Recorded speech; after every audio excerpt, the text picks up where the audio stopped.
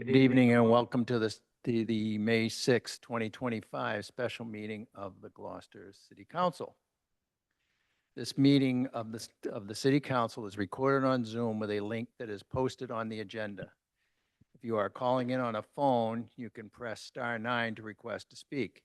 If you are watching on a computer or device, there is a raised hand button that you can tap or press to request to speak.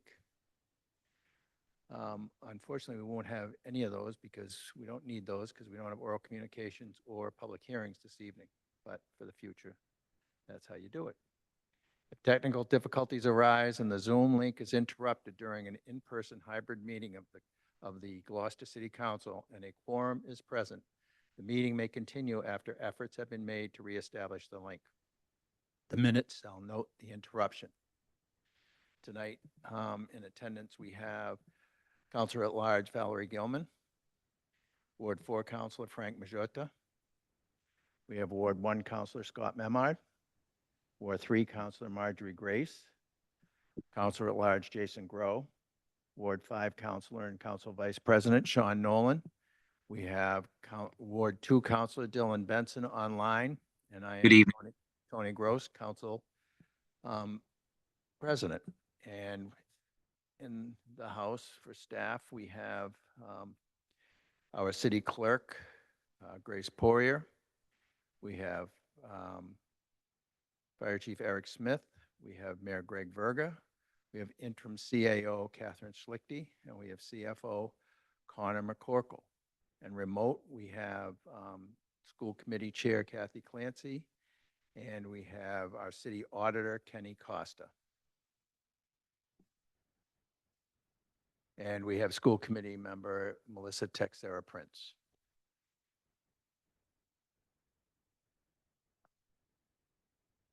Okay, and now we will have the flag salute and a moment of silence, led by Frank Majota. Flag salute. I pledge allegiance to the flag, United States of America, and to the republic for which it stands, one nation, under God, indivisible, with liberty and justice for all.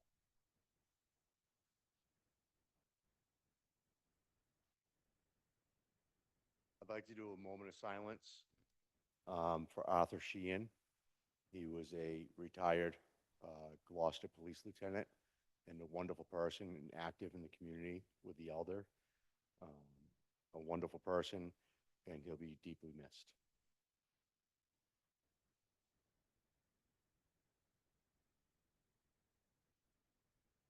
Thank you. Thank you.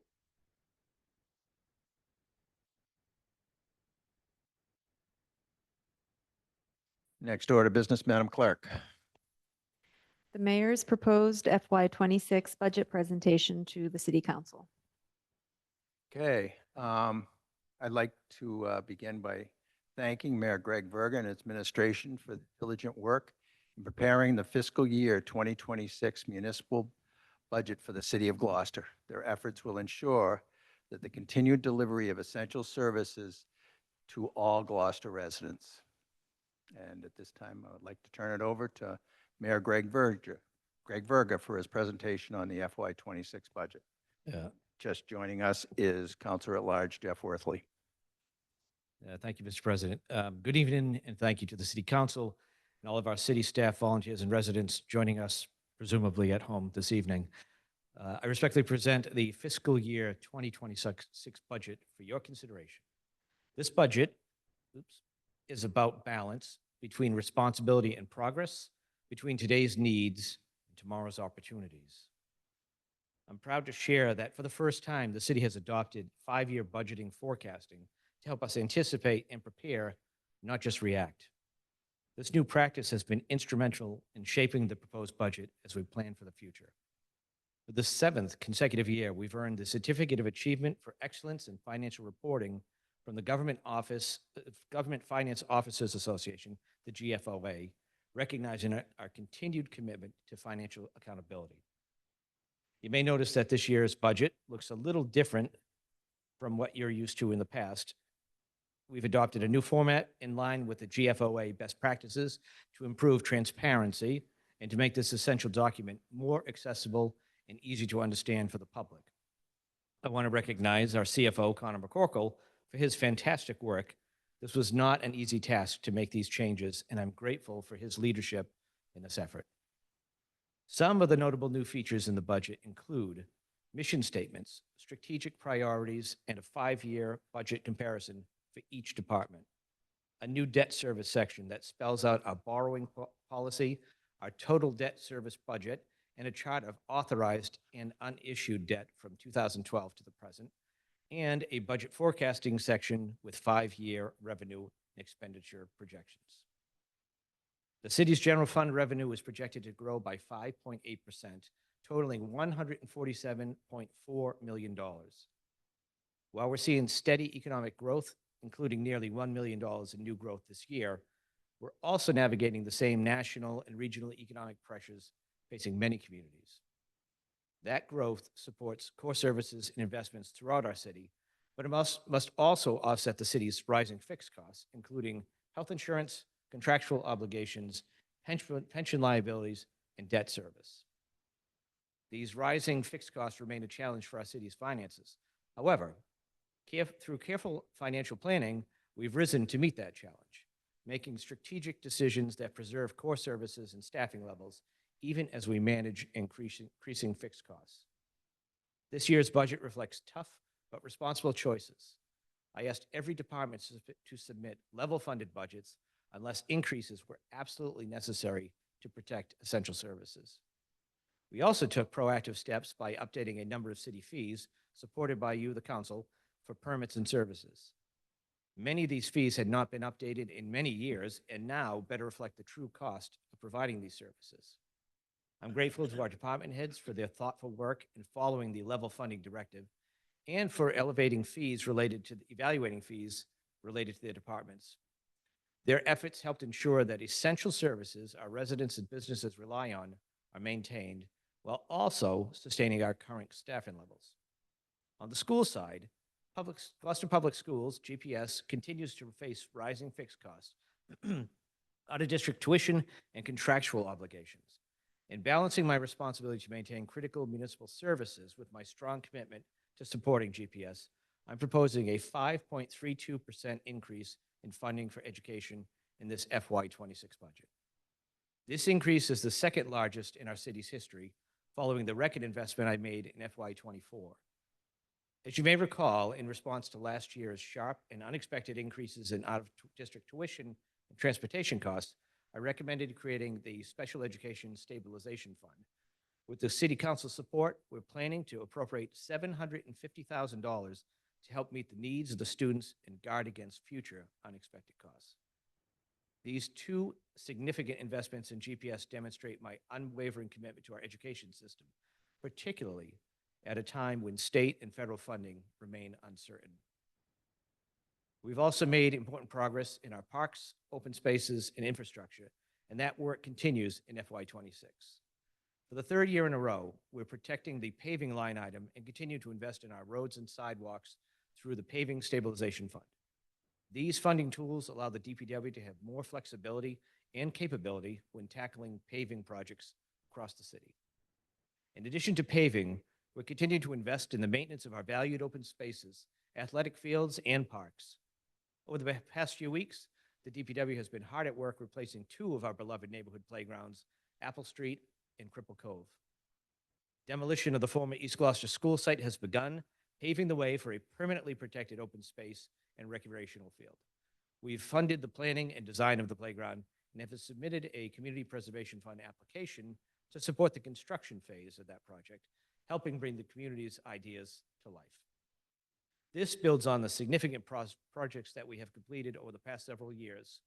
I'm proud to have allocated ARPA funding to the state-of-the-art softball field at the Green Street Park, as well as dramatic improvements at Stage Fort Park. This budget continues our commitment to caring for and maintaining these spaces, investments that have made a real difference in our neighborhoods, and is an accomplishment that I'm truly proud of. As a coastal community, climate resilience is not optional, it's essential. We're supporting clean energy, energy efficiency upgrades, and coastal protection, thanks to the continued work of our sustainability coordinator. I'm proud to have created this position during my first year as mayor. This position has more than paid for itself through significant and consistent grant funding they have secured to support their work. From weatherizing municipal buildings to prioritizing community engagement and educating the public on the community electricity aggregation program, the city's sustainability coordinator is doing incredible work and making the difference for both the city and its residents. As we prepare for the future through our strategic financial planning and investments in infrastructure and coastal resilience, we are close to wrapping up the comprehensive plan for the city of Gloucester. This plan will serve as a blueprint for our community for the next 10 years.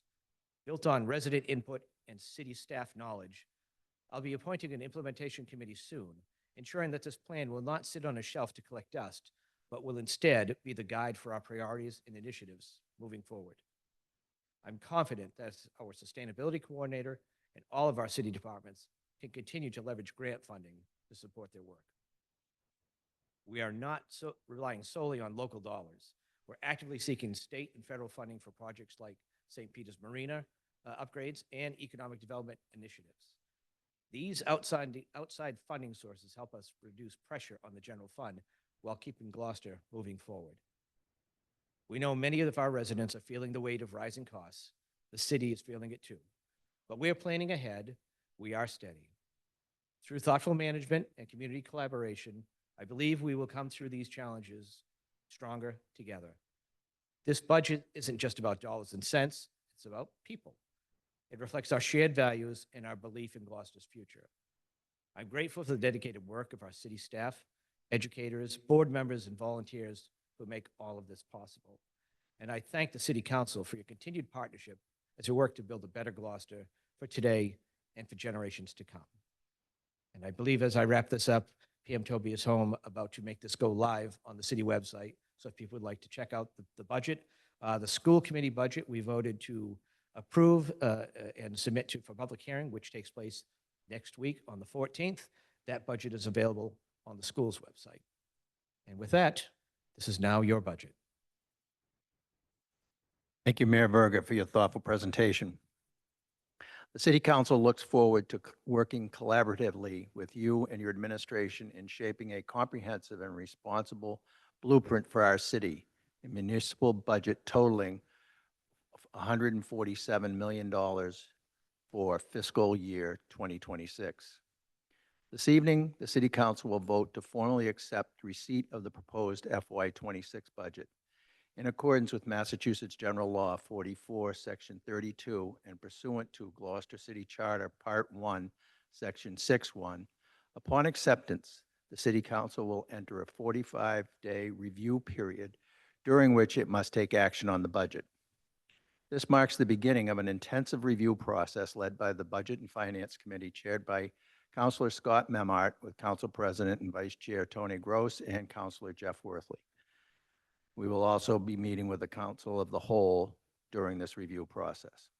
Budget review meetings will be held in a hybrid format, accessible both virtually and in person, and we strongly encourage all Gloucester residents to attend or tune in. In-person meetings will take place at the Harbor Master's Office Conference Room at 19 Harbor Loop and Kairos Auditorium in City Hall. Here are several key meetings to note. Wednesday, May 14th, there will be a review of the City Clerk's Office, City Council, Police, Parking and Animal Control, Inspectional Services, the Library, Veteran Services, Information Technology, the Licensing Board, Human Resources, Purchasing, and the Auditor. On Wednesday, May 21st, there'll be a review of the Fire Department and Emergency Management, the Department of Public Works, the Mayor's Office, Community Development, Grants, and Conservation Commission, and Tourism. Council on Aging, the Treasurer Collector's Office, Debt Service and Revenues, Shellfish, Water and Sewer Enterprise Fund, including rate discussions, Talbot Rink, and Waterways Enterprise Funds. On Tuesday, June 3rd, review of the school department budget. And on Tuesday, June 10th, public hearing on the FY 2026 budget during the City Council meeting. On June 17th, the final City Council vote on FY 26 municipal budget. We look forward to a transparent, thoughtful process and encourage public participation throughout. And I'll entertain a motion to accept this budget. Second. And No, refer to the No, I think we finance- need to read the motion. Would someone please read the motion? I would move that in accordance with Massachusetts General Law, Chapter 44, Section 32, pursuant to the Gloucester City Charter, Part 1, Section 6.1, the City Council accepts receipt of the mayor's fiscal year 2026 proposed budget and becomes the budget of the City Council, and to refer this budget to the Budget and Finance City Council Standing Committee for further review, and I so move. Second. Motion made by Counselor Memard, seconded by Counselor Worthley. Discussion. This will be a roll call vote. Counselor Majota, Yes. Counselor Memhard, Aye. Counselor Nolan, Aye. Counselor Worthley, Yes. Counselor Benson, Aye. Counselor Gilman, Aye. Counselor Grace, Aye. Counselor Gross, Aye. Counselor Grow. Aye. The vote is 9 in favor, 0 opposed. The motion passes. I will now entertain a motion to adjourn. Whoop. Oh, discussion was over. We'll break the rules of procedure. Thank you. Can we just confirm where the hard copies will be for the public if they don't have access to the electronic version? Library and. There's a copy at the city clerk's office, and there will be a copy delivered to the library tomorrow. Great. Thank you. Thank you for Thank you allowing for me to that. say that. Nope, that was good. Thank you. Now, motion to adjourn. Second. Okay, motion made by Counselor Grow, seconded by Counselor Majota. All those in favor? Oh, no. Roll call. Roll call. Thanks, Dylan. Oh, you gotta wait, Dylan. Roll call. Counselor Majota, Aye. Counselor Memhard, Aye. Counselor Nolan, Aye. Counselor Worthley, Aye. Counselor Benson, I love making everyone's life difficult. Counselor Gilman, Aye. Counselor Grace, Aye. Counselor Gross, Aye. Counselor Grow. Thanks, Dylan. Yes. Vote passes 9 in favor, 0 opposed. We're adjourned at 6:48.